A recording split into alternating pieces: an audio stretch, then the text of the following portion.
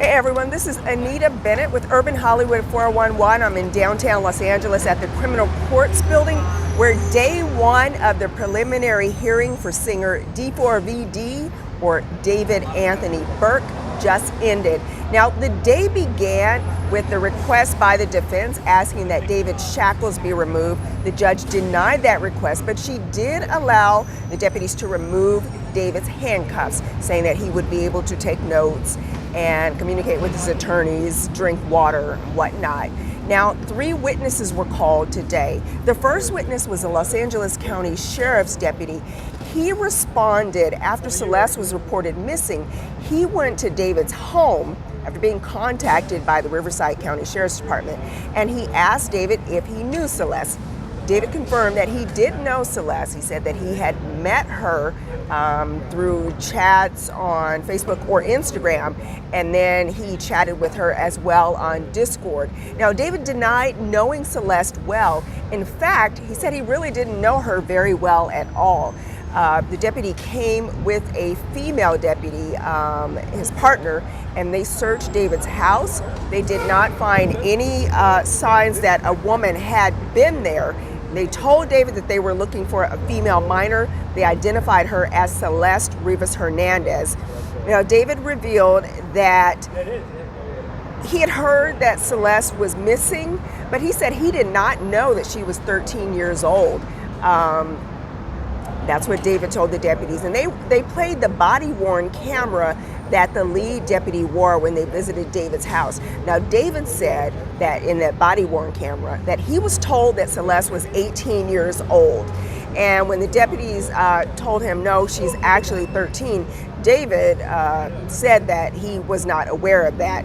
He also said that he had heard that she had been missing, and he said, quote, "Those missing posters are everywhere." Now, the key witness, kind of the star witness today, was an LAPD robbery homicide detective by the name of Joshua Byers, and he talked about responding to the tow lot in Hollywood when Celeste's remains were found. Now, he said that they opened the front trunk of the Tesla, and inside they found 2 bags. So one was a cadaver bag that was partially unzipped. Inside that bag was a body, was a head, and a torso. There was a second bag. It was a plastic garbage bag, and inside that bag, it had actually been opened because other LAPD officers had responded to the scene first before they called in robbery homicide.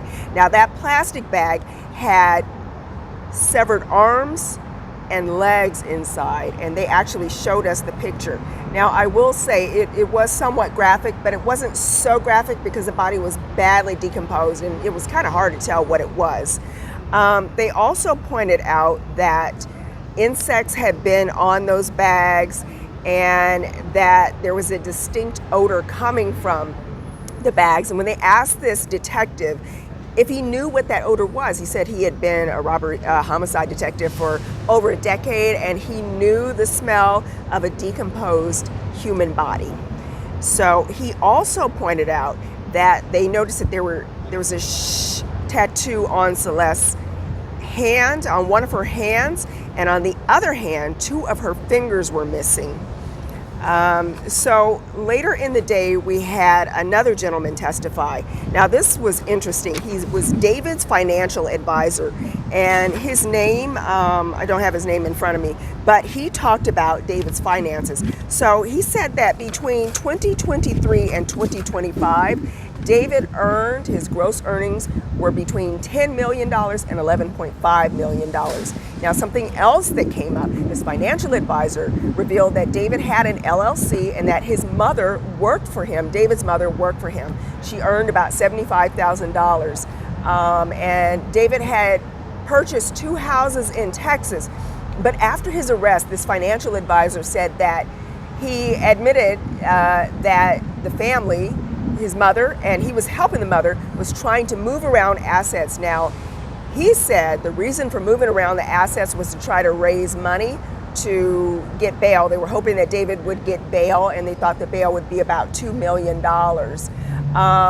But also something else that he revealed is just in the last couple of weeks, the mother contacted this financial advisor and asked him to help her find an entertainment lawyer. Now the day ended before we really got into why, but from the looks of things, it sounded like David is continuing to earn money from his music and whatever other ventures he had going on. And his mother is looking for a financial advisor, his mother Colleen. So that was pretty much what happened in court. Now outside court, Los Angeles County District Attorney Nathan Hochman, he did come to court.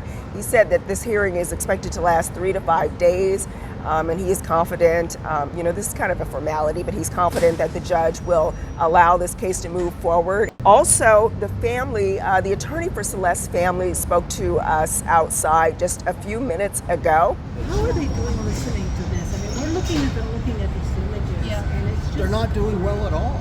It's heartbreaking. It's absolutely horrible for them to sit through this, but they wanted to sit through this process, and they wanted to observe it because they want to show their support and their love for Celeste until there's final justice. The dad was looking at these screens. I saw him and he was looking straight at it. Right, and I told him he didn't have to do that. Yeah. And I told both of them, you don't have to sit through this proceeding. And because we had staff here to take care of them and stay with them. And they decided that they wanted to sit through the whole thing. I was surprised, actually. I thought Celeste would just last until the first few, Mercedes would last for the first few pictures and would excuse herself. But she stayed through the whole process. But she had her head down and was crying pretty much most of the time. And Patrick, I was sitting right behind their parents. I mean, how did her father react when Myers was talking about getting contact information for her dentist? I mean, that was to identify her, to compare dental records. I know. It's unreal. It's one thing when you hear about it on the news, and it's another thing when you're in the courtroom and you're listening to it in detail. So that's pretty much what happened on day one of the preliminary hearing for David Anthony Burke. The hearing will continue through this week.